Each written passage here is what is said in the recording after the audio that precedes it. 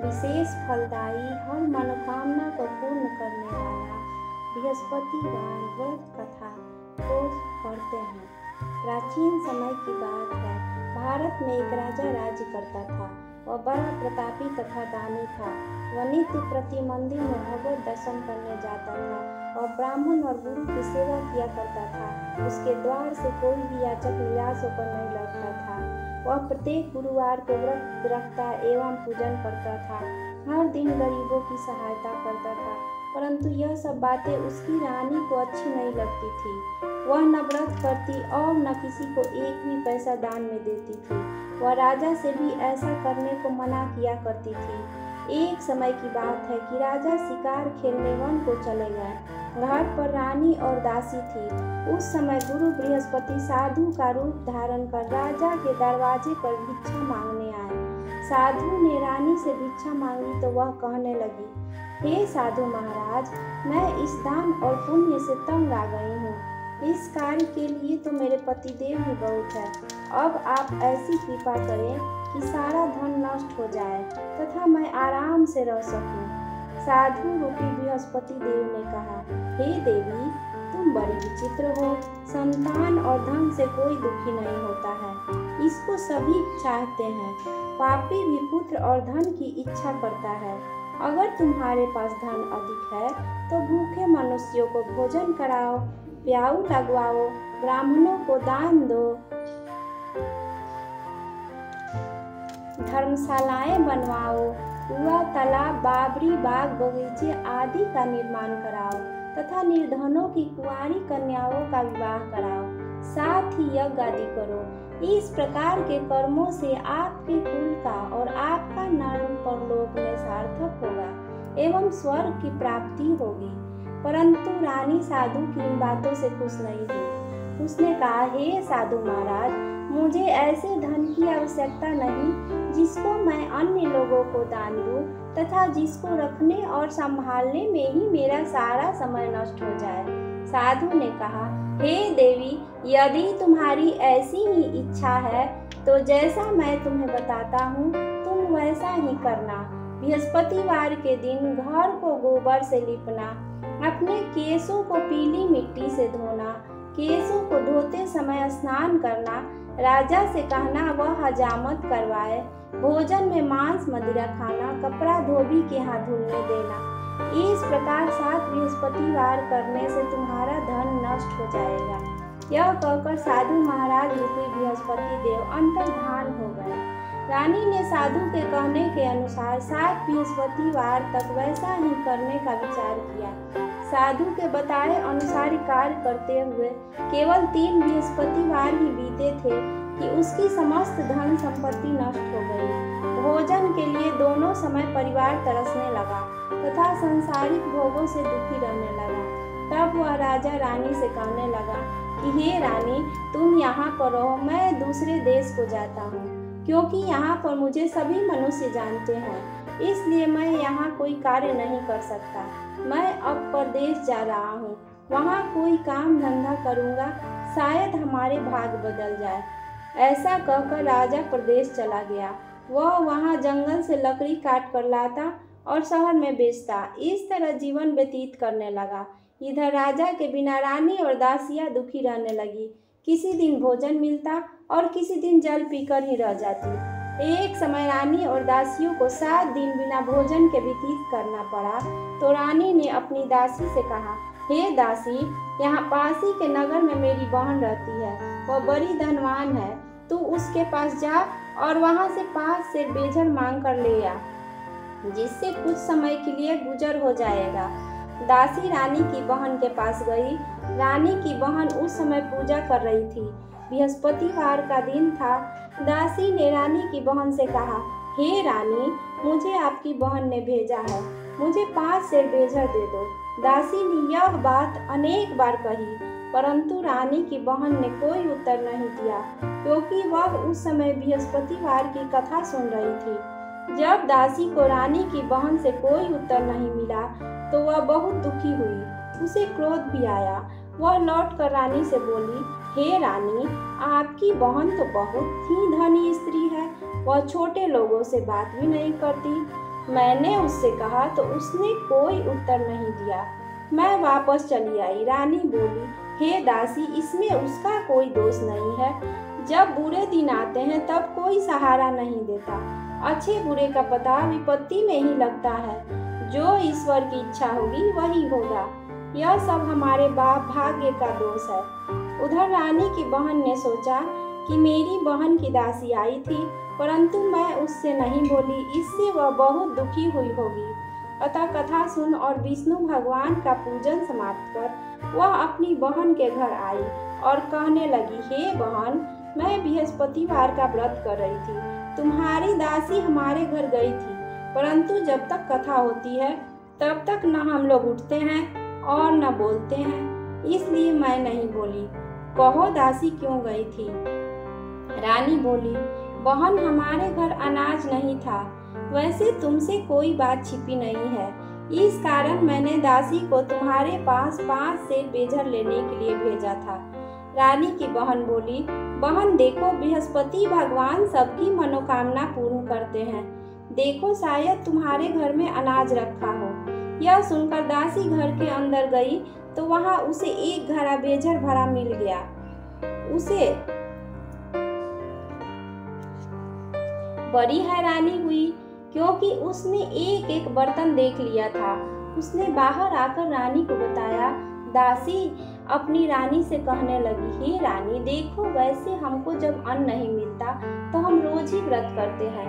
अगर इनसे व्रत की विधि और कथा पूछ ली जाए तो उसे हम भी किया करेंगे। दासी के कहने पर रानी ने अपनी बहन से बृहस्पतिवार व्रत के बारे में पूछा। उसकी बहन ने बताया, हे रानी बहन, बृहस्पतिवार को सूर्योदय से पूर्व उठकर स्नान करके बृहस्पतिवार का व्रत करना चाहिए, लेकिन उस दिन सिर नहीं धोना चाहिए। बृहस्पतिवार के व्रत में चने की दाल और मुनक्का से विष्णु भगवान का केले के वृक्ष की जड़ में पूजन करें तथा दीपक जलाएं। उस दिन एक ही समय भोजन करें। भोजन पीले खाद्य पदार्थ का करें तथा कथा सुने। इस प्रकार करने से गुरु भगवान प्रसन्न होते हैं, अन्न पुत्र धन देते हैं, मनोकामना पूर्ण करते हैं। व्रत और पूजन की विधि बताकर रानी की बहन अपने घर लौट गई। रानी और दासी दोनों ने निश्चय किया, बृहस्पति देव भगवान का पूजन जरूर करेंगे। 7 दिन बाद जब बृहस्पतिवार आया तो उन्होंने व्रत रखा। घुड़साल में जाकर चना और गुड़ बीन लाई तथा उसकी दाल से केले की जड़ तथा विष्णु भगवान का पूजन किया। अब भोजन पीला कहाँ से आए? दोनों बड़ी दुखी हुई, परंतु उन्होंने व्रत किया था, इस कारण बृहस्पति देव भगवान प्रसन्न थे। एक साधारण व्यक्ति के रूप में वे 2 थालों में सुंदर पीला भोजन लेकर आए और दासी को देकर बोले, हे दासी, यह भोजन तुम्हारे और रानी के लिए है, तुम दोनों करना। दासी भोजन पाकर बड़ी प्रसन्न हुई और रानी से बोली, रानी जी, भोजन कर लो। रानी को भोजन आने के बारे में कुछ पता नहीं था, इसलिए वह दासी से बोली, जा तू ही भोजन कर, क्योंकि तू हमारी व्यर्थ में हंसी उड़ाती है।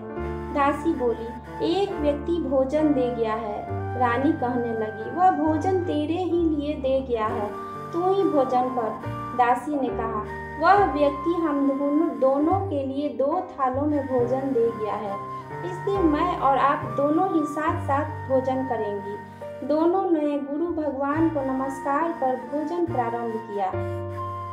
उसके बाद से वे प्रत्येक बृहस्पतिवार को गुरु भगवान का व्रत और पूजन करने लगी। बृहस्पति भगवान की कृपा से उनके पास धन हो गया, परंतु रानी फिर पहले की तरह से आलस्य करने लगी। जब दासी बोली, देखो रानी, तुम पहले भी इस प्रकार आलस्य करती थी, तुम्हें धन के रखने में कष्ट होता था, इस कारण सभी धन नष्ट हो गया। अब गुरु भगवान की कृपा से धन मिला है तो फिर तुम्हें आलस्य होता है। बड़ी मुसीबतों के बाद हमने यह धन पाया है, इसलिए हमें दान पुण्य करना चाहिए। तुम भूखे मनुष्यों को भोजन कराओ, प्याऊ लगवाओ, ब्राह्मणों को दान दो, कुआं, तालाब, बावड़ी आदि का निर्माण करवाओ, मंदिर पाठशाला बनवाकर दान दो, कुंवारी कन्याओं का विवाह करवाओ, धन को शुभ कार्यों में खर्च करो, जिससे तुम्हारे कुल का यश बढ़े तथा स्वर्ग प्राप्त हो और पितृ भी प्रसन्न हो। दासी की बात मानकर रानी ने इसी प्रकार के कर्म करने प्रारंभ किए, जिससे उनका काफी यश फैलने लगा। एक दिन रानी और दासी आपस में विचार करने लगी कि न जाने राजा किस दशा में होंगे, उनकी कोई खोज खबर नहीं है। गुरु भगवान से उन्होंने प्रार्थना की और भगवान ने रात्रि में राजा को स्वप्न में कहा, हे राजा उठ, तेरी रानी तुझको याद करती है, अब अपने देश को लौट जा। राजा प्रातः काल उठकर जंगल से लकड़ियां काट कर लाने के लिए जंगल की ओर चल पड़ा। जंगल से गुजरते हुए वह सोचने लगा, रानी की गलती से उसे कितने दुख भोगने पड़े। राजपाट छोड़कर उसे जंगल में आकर रहना पड़ा। जंगल में लकड़ियां काट कर उन्हें बेचकर गुजारा करना पड़ा। उसी समय उस जंगल में बृहस्पति देव एक साधु का रूप धारण कर आए और राजा के पास आकर बोले, हे लकड़हारे, तुम इस सुनसान जंगल में किस चिंता में बैठे हो, मुझे बतलाओ। यह सुन राजा के नेत्रों में जल भर आया और साधु की वंदना कर बोला, हे प्रभु, आप सब कुछ जानने वाले हैं। इतना कहकर राजा ने साधु को अपनी संपूर्ण कहानी सुना दी। महात्मा दयालु होते हैं। वे राजा से बोले, हे राजा, तुम्हारी पत्नी ने बृहस्पति देव के प्रति अपराध किया था, जिसके कारण तुम्हारी यह दशा हुई। अब तुम किसी प्रकार की चिंता मत करो, भगवान तुम्हें पहले से अधिक धन देंगे। देखो, तुम्हारी पत्नी ने बृहस्पति का व्रत प्रारंभ कर दिया है। अब तुम भी बृहस्पतिवार का व्रत करके चने की दाल व गुड़ जल के लोटे में डालकर केले का पूजन करो, फिर कथा कहो या सुनो। भगवान तुम्हारी सब कामनाओं को पूर्ण करेंगे। साधु को प्रसन्न देखकर राजा बोला, हे प्रभु, मुझे लकड़ी बेचकर इतना पैसा भी नहीं बचता जिससे भोजन करने के उपरांत कुछ बचा सकूं। मैंने रात्रि में अपनी रानी को व्याकुल देखा है। मेरे पास कोई साधन नहीं जिससे समाचार जान सकूं। फिर मैं बृहस्पति देव की क्या कहानी कहूँ, मुझको तो कुछ भी मालूम नहीं है। साधु ने कहा, हे राजा, तुम किसी बात की चिंता मत करो। बृहस्पतिवार के दिन तुम रोजाना की तरह लकड़ियां लेकर शहर में जाओ। तुम्हें रोज से दुगना धन प्राप्त होगा, जिससे तुम भली भांति भोजन कर लोगे तथा बृहस्पति देव की पूजा का सामान भी आ जाएगा। बृहस्पति देव की कथा इस प्रकार है। प्राचीन काल में एक बहुत ही निर्धन ब्राह्मण था। उसकी कोई संतान नहीं थी। वह नित्य पूजा पाठ करता, परंतु उसकी स्त्री बहुत मलिनता के साथ रहती थी। वह न स्नान करती और न किसी देवता का पूजन करती। प्रातः काल उठते ही सर्वप्रथम भोजन करती, बाद में कोई अन्य कार्य करती। ब्राह्मण देवता बहुत दुखी रहते थे। पत्नी को बहुत समझाते, किंतु उसका कोई परिणाम न निकलता। भगवान की कृपा से ब्राह्मण की स्त्री को कन्या उत्पन्न हुई। वह कन्या अपने पिता के घर में बड़ी होने लगी। वह बालिका प्रातः स्नान करके भगवान विष्णु का जप करती और बचपन से ही बृहस्पतिवार का व्रत भी करने लगी। पूजा पाठ समाप्त कर स्कूल जाती तो अपनी मुट्ठी में जौ भर के ले जाती और पाठशाला जाने के मार्ग में डालती जाती। वही जौ स्वर्ण के हो जाते तो लौटते समय उनको बीन कर घर ले आती। एक दिन वह बालिका सूप में उन सोने के जौ को फटक कर साफ कर रही थी। तभी उसकी माँ ने देख लिया और कहा, हे बेटी, सोने के जौ को फटकने के लिए सोने का सूप होना चाहिए। दूसरे दिन गुरुवार था। इस कन्या ने व्रत रखा और बृहस्पति देव से प्रार्थना करके कहा, हे प्रभु, यदि मैंने सच्चे मन से आपकी पूजा की हो तो मुझे सोने का सूप दे दो। बृहस्पति देव ने उसकी प्रार्थना स्वीकार कर ली। रोजाना की तरह वह कन्या जौ फैलाती हुई स्कूल चली गई। स्कूल से लौटकर जब वह जौ बीन रही थी तो बृहस्पति देव की कृपा से उसे सोने का सूप मिला। उसे वह घर ले आई और उससे जौ साफ करने लगी, परंतु उसकी माँ का वही ढंग रहा। एक दिन की बात है, वह कन्या सोने के सूप में जौ को साफ कर रही थी। उस समय उस नगर का राजकुमार वहां से होकर निकला। इस कन्या के रूप और सोने के सूप में जौ साफ करते देख वह उस कन्या पर मोहित हो गया। राजमहल आकर वह भोजन तथा जल त्याग कर उदास होकर लेट गया। राजा को जब राजकुमार द्वारा अन्न जल त्यागने का समाचार ज्ञात हुआ तो अपने मंत्रियों के साथ वह अपने पुत्र के पास गए और बोले, हे बेटा, तुम्हें किस बात का कष्ट है? किसने अपमान किया है अथवा कोई और कारण है, मुझे बताओ। मैं वही करूँगा जिससे तुम्हें प्रसन्नता हो। राजकुमार ने अपने पिता की बातें सुनी तो वह बोला, मुझे आपकी कृपा से किसी बात का दुख नहीं है। किसी ने मेरा अपमान नहीं किया है, परंतु मैं उस लड़की के साथ विवाह करना चाहता हूँ जो सोने के सूप में जौ साफ कर रही थी। यह सुन राजा आश्चर्य में पड़ गया और बोला, हे बेटा, इस तरह की कन्या का पता तुम ही लगाओ। मैं उसके साथ तुम्हारा विवाह अवश्य ही करवा दूंगा। राजकुमार ने राजा को उस लड़की के घर का पता बतलाया। मंत्री उस लड़की के घर गया और राजा का आदेश ब्राह्मण को सुनाया। कुछ ही दिन बाद ब्राह्मण की कन्या का विवाह राजकुमार के साथ संपन्न हो गया। कन्या के घर से जाते ही उस ब्राह्मण देवता के घर में पहले की भांति गरीबी का निवास हो गया। अब भोजन के लिए भी अन्न बड़ी मुश्किल से मिलता था। एक दिन दुखी होकर ब्राह्मण अपनी पुत्री से मिलने गया। बेटी ने पिता की दुखी अवस्था को देखा और अपनी माँ का समाचार पूछा। ब्राह्मण ने सभी हाल कहा।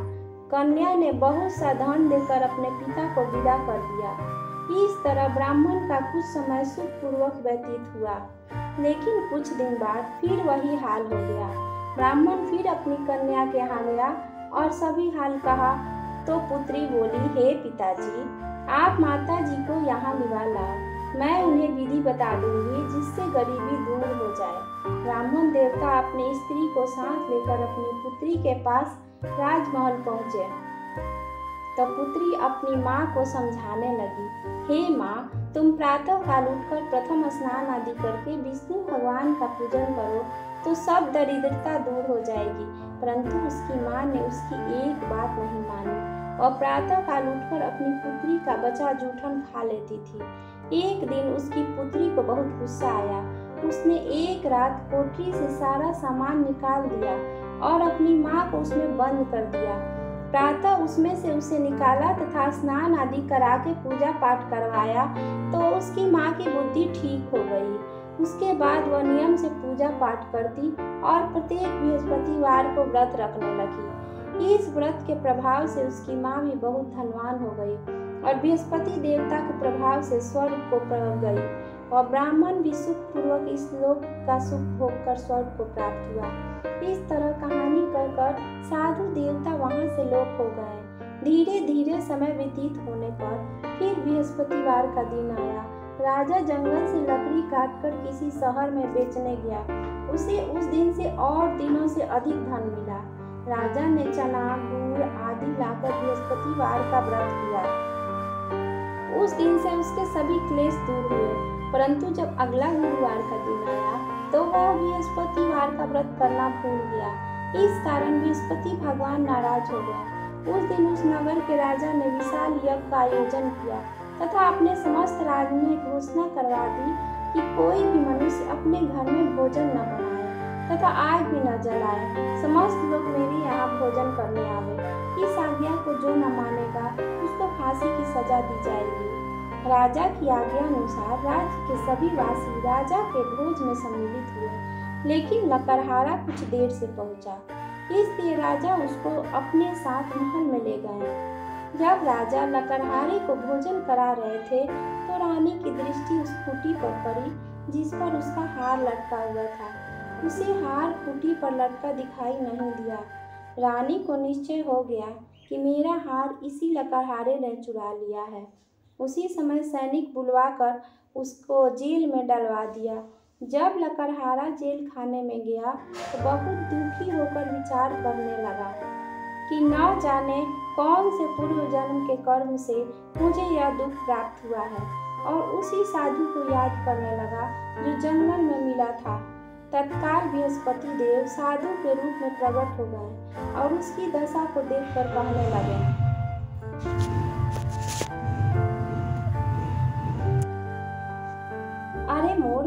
बृहस्पति देवता की कथा नहीं कही, इसी कारण तुझे दुख प्राप्त हुआ है।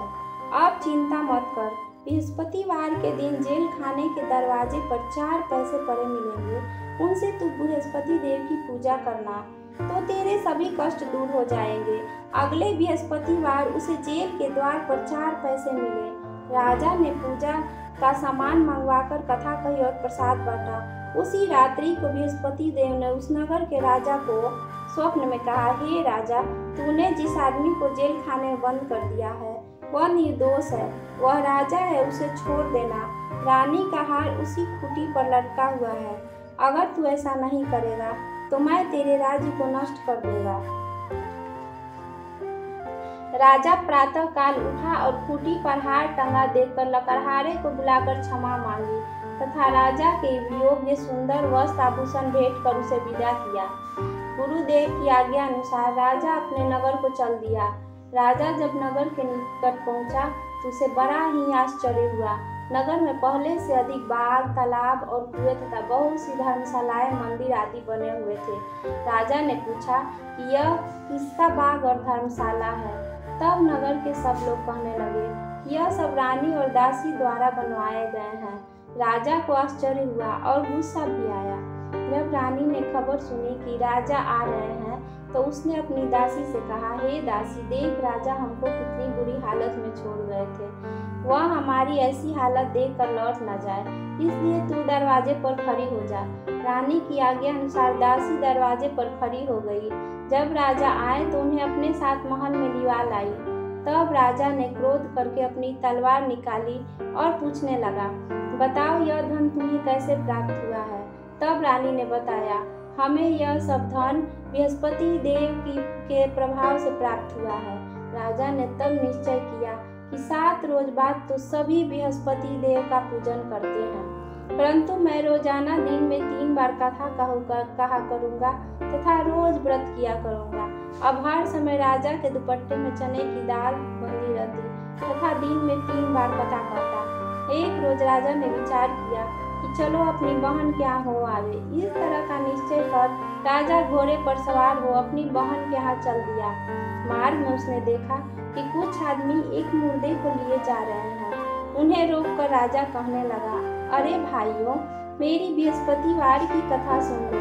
वे बोले, लो हमारा तो आदमी मर गया है, इसको अपनी कथा की पड़ी है। परंतु कुछ आदमी बोले, अच्छा कहो, हम तुम्हारी कथा भी सुनेंगे। राजा ने दाल निकाली और कथा कहनी शुरू कर दी। जब कथा आदि हुई तो मुर्दा हिलने लगा और जब कथा समाप्त हुई तो राम राम करते हुए वह मुर्दा खड़ा हो गया। राजा आगे बढ़ा। उसने चलते चलते शाम हो गई। आगे मार्ग में उसे एक किसान खेत में हल चलाता मिला।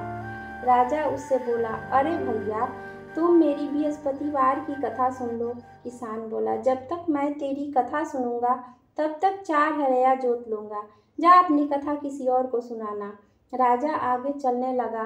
राजा के हटते ही बैल पछाड़ खाकर गिर गए तथा किसान के पेट में बहुत जोर से दर्द होने लगा।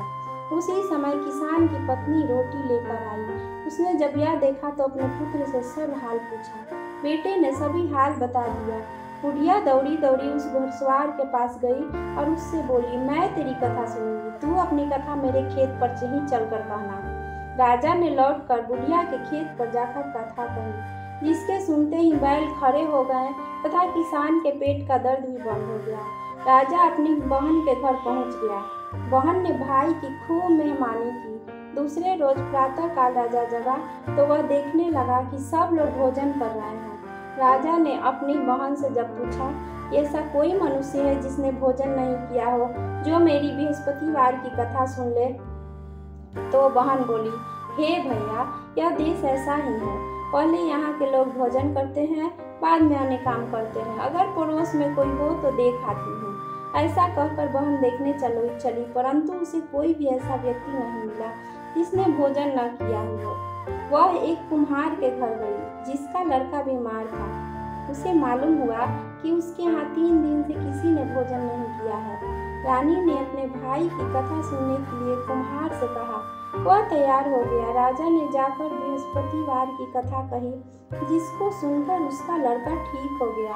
अब तो राजा की प्रशंसा होने लगी। एक दिन राजा ने अपनी बहन से कहा, हे बहन, मैं अपने घर को जाऊंगा, तुम भी तैयार हो जाओ। राजा की बहन ने अपनी सास से अपने भाई के साथ जाने की आज्ञा मांगी। सास बोली, चली जा, परंतु अपने लड़कों को मत ले जाना, क्योंकि तेरे भाई को कोई संतान नहीं होती है। बहन ने अपने भाई से कहा, हे भैया, मैं तो चलूंगी, परंतु कोई बालक नहीं जाएगा। राजा ने कहा, जब कोई बालक नहीं चलेगा तब तुम जाकर ही क्या करोगी। दुखी मन से राजा अपने नगर को लौट आया। राजा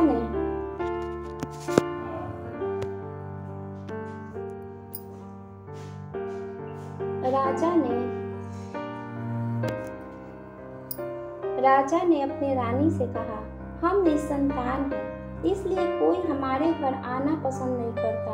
इतना कह वह बिना भोजन आदि किए शैया पर लेट गया।